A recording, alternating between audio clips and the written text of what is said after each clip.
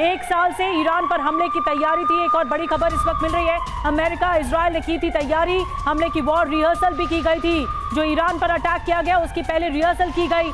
US Israel ने पुख्ता तैयारी की थी। अमेरिका और इजराइल ने बड़ी तैयारी की थी, पहले ही तैयारी कर रखी थी कि ईरान पर अटैक होगा और अटैक कर दिया गया।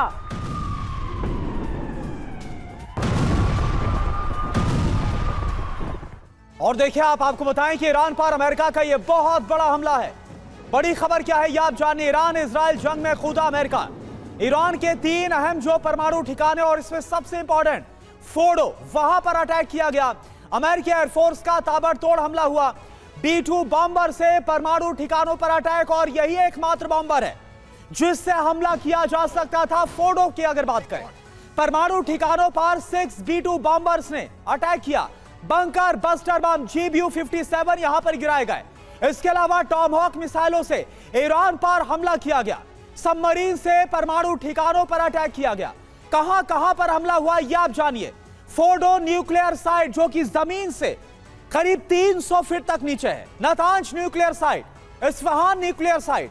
नतीजा क्या हुआ? तीनों न्यूक्लियर साइट इस वक्त पूरी तरह से तबाह है। यह दावा है इजराइल का, यह दावा है अमेरिका का।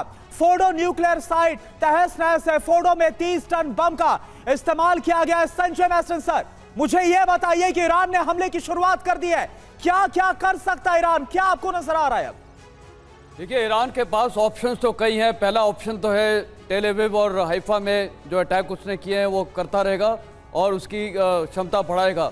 और मैं तो ये मनीष को शाबाशी देना चाहता हूं कि उसने बड़े कठिन वहाँ परिस्थिति में जिस प्रकार उसका रिफ्लेक्स एक्शन है बहुत ही बढ़िया है।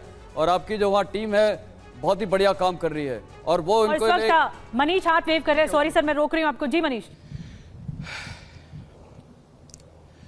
बिल्कुल निधि, एक और तस्वीर हम इस वक्त TV9 के कैमरे पर दिखाना चाहते हैं कि आप देखिए कि किस तरह से लगातार IDF के जो मिलिट्री हेलीकॉप्टर हैं वो इस वक्त चौकसी कर रहे हैं, क्योंकि इनकी एक और जिम्मेदारी है। मिसाइल को तो आप डिटेक्ट कर ले रहे हैं, लेकिन ईरान के ड्रोन भी आते हैं और ईरान के ड्रोन से कहीं अटैक ना हो, क्योंकि मिसाइल के बाद ड्रोन का भी हमला बना रहता है। तो न केवल रडार के भरोसे बल्कि लगातार यहाँ पर हेलीकॉप्टर भी यहाँ पर उड़ रहे हैं ताकि ये देख सके कि कहीं कोई ड्रोन तो नहीं आसपास में घूम रहा है जिसे रडार ने डिटेक्ट ना किया हो और वो आकर यहाँ कोई तबाही ना मचा दे। क्योंकि ईरान अपने शाहिद 136 ड्रोन के लिए भी जाना जाता है, जिसकी कितनी खतरनाक क्षमता है वो हम रूस यूक्रेन युद्ध में देख चुके हैं। और इस वक्त आलम यह है कि मिसाइल के हमले को रोकने के लिए ना केवल इजराइल ने अपने एयर डिफेंस सिस्टम का इस्तेमाल किया बल्कि अपने फाइटर जेट तक को हवा में भेज दिए थे ताकि वहाँ पर आसमान में वो मिसाइलों को रोक सके और उसके लिए इंटरसेप्ट करने के लिए वो अपने एंटी मिसाइल का इस्तेमाल कर सके।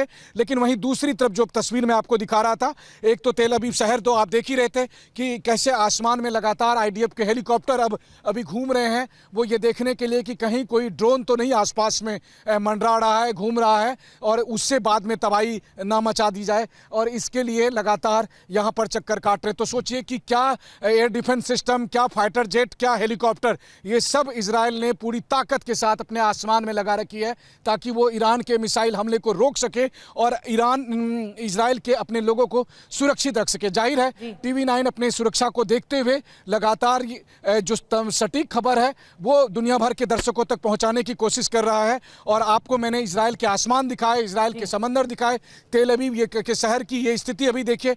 अभी फिलहाल अगर मैं कहूँ तो थोड़ी देर के लिए अब खतरा टल गया है, वो इसलिए क्योंकि जो मिसाइल जितने आए थे उनको जो तबाही मचानी होगी। या और एक और चीज़, अगर आप बने नहीं, मुझे लगा कि कहीं फायर ब्रिगेड की गाड़ियां ना निकल रही हो। अगर आसपास में कहीं कोई तबाही हुई होती तो निश्चित तौर पर फायर ब्रिगेड की और दूसरी इमरजेंसी गाड़ियां निकल रही होती, लेकिन मुझे दिखा लेकिन वो कोई और दूसरी गाड़ी है। मनीष, आप और रोहित सुरक्षित रहिए। अब प्लीज मनीष, आप और रोहित सुरक्षित रहिए, सतर्क रहिए और लगातार अपडेट देते रहिए वहां से।